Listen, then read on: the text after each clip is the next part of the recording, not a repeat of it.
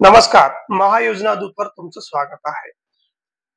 आपल्याला जर शासकीय योजनांचा लाभ घ्यायचा असेल, तर आधार कार्ड, पॅन कार्ड यासोबतच अनेक काही कार्डाची आवश्यकता असते. आता आधार कार्ड, पॅन कार्ड हे आपल्याला परिचयाचं आहे. त्यासोबतच असे काही शासकीय कार्ड आहेत, ज्या ज्या कार्ड आपल्याला इतर शासकीय योजनांचा लाभ घेण्यासाठी आवश्यक असतो. तर नेमके हे कोणते कार्ड आहेत? हे कार्ड कसे काढायचे आणि त्या कार्डाचा उपयोग काय? हेच आपण या व्हिडिओच्या माध्यमातून बघणार आहोत. त्यापूर्वी तुम्ही जर आमच्या महाजादूत चॅनेलवर नवीन असाल, तर चॅनेलला सबस्क्राईब करा, सोबतच बेल आयकॉनला प्रेस करा. म्हणजेच शासकीय योजनाविषयीची माहितीचे व्हिडिओ किंवा शेतकऱ्यांसंबंधित माहितीचे व्हिडिओ किंवा शेतकऱ्यांसंबंधित योजनाविषयीची माहितीचे व्हिडिओ लवकरात लवकर तुमच्यापर्यंत पोहोचू शकतील. म्हणजे पॅन कार्ड, आधार कार्ड सोबतच आपल्याला इतर काही असे कार्ड आहेत, जे काही कार्ड शासकीय योजनांचा लाभ घेण्यासाठी आपल्याकडे असणं आवश्यक आहे. त्यामध्ये आभा कार्ड. आभा कार्ड हे असं आरोग्याविषयीचं कार्ड आहे, जे काही आरोग्यविषयक ज्या काही योजना आहेत, त्या योजनेचा लाभ घेण्यासाठी आभा कार्ड असणं गरजेचं आहे. आता आभा कार्ड आपला आरोग्यविषयक इतिहास या कार्डमध्ये सेव्ह केला जातो. म्हणजेच आपल्याला कोणता आजार आहे, या आजारावर आपण नेमके कोणते उपचार घेतले आहेत, त्यासाठी आपल्याला कोणती शस्त्रक्रिया झाली आहे का, या संबंधीची माहिती या कार्डमध्ये सेव्ह असते.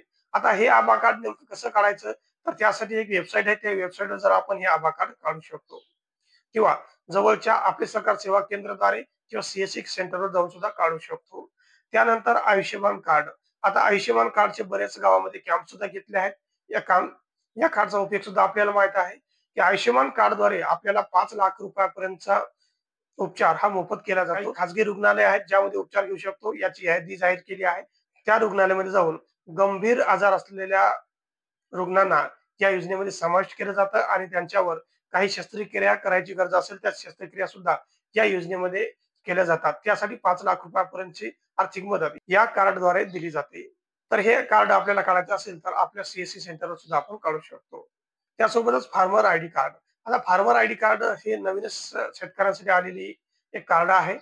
जर शेतकऱ्यांना इतर शासकीय योजनांचा लाभ घ्यायचा असेल, तर शेतकऱ्यांकडे फार्मर आयडी कार्ड असणं आता गरजेचं आहे.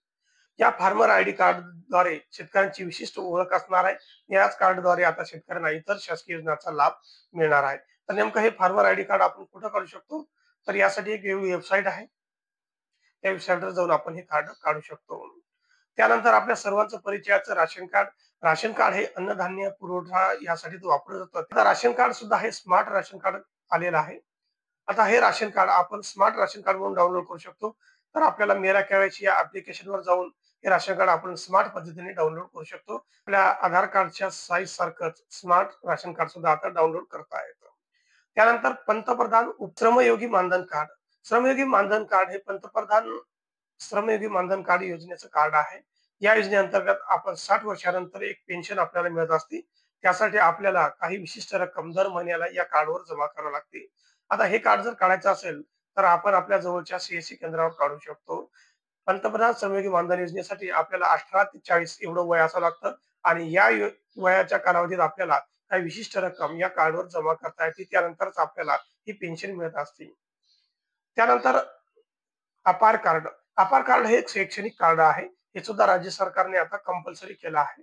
अपार कार्ड 1ली ते 12वीच्या विद्यार्थ्यांना आपल्या शाळेमध्ये काढावं लागतं आणि 12वीच्या नंतरचे विद्यार्थी हे ऑनलाईन पद्धतीने ऑनलाईन वेबसाईटवर आपले हे अपार कार्ड बनवू शकतात. या अपार कार्डवर आपली शैक्षणिक माहिती, आपली मार्कशीट, त्यानंतर ट्रान्सफर सर्टिफिकेट म्हणजे टीसी, इतर शैक्षणिक माहिती या कार्डवर जमा करण्यात आलेली आहे. त्यासाठी अपार कार्ड हे महत्वाचं आहे.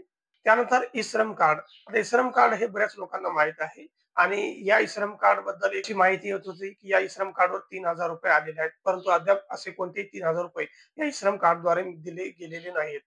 तर ई-श्रम कार्ड हे असंघटित कामगारासाठी केंद्र सरकारने दिलेलं कार्ड आहे. हे कार्ड आपण बनवल्यानंतर जे काही कामगार या योजनेमध्ये समावेश आहेत, अशा कामगारांना अपघात झाल्यानंतर 2 लाख रुपयापर्यंतचा विमा दिला जातो. तसेच इतर काही योजनांचा लाभ घेण्यासाठी ई-श्रम कार्ड असणे आपल्याकडे गरजेचं आहे. त्यानंतर जॉब कार्ड. जॉब कार्ड म्हणजेच रोजगार हमी योजनेअंतर्गत जे लोक कामाची मागणी करतात, अशा लोकांना हे कार्ड दिलं जातं. हे कार्ड संबंधित ग्रामपंचायत देते.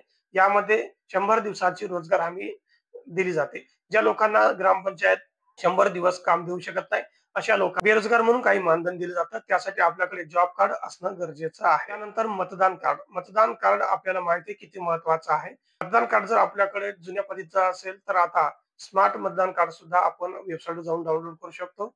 या वेबसाईटवर आपण आपल्या मतदान कार्डमध्ये दुरुस्ती करू शकतो किंवा नवीन जे मतदार आहेत ते नोंदणी सुद्धा करू शकतात. आपलं मतदान कार्ड हरवलं असेल असे लोक सुद्धा स्मार्ट पद्धतीचं मतदान कार्ड सुद्धा डाउनलोड करू शकतात. त्यानंतर किसान क्रेडिट कार्ड हे शेतकऱ्यांना दिलं जाणारं बँकेकडून मिळणारं कार्ड आहे.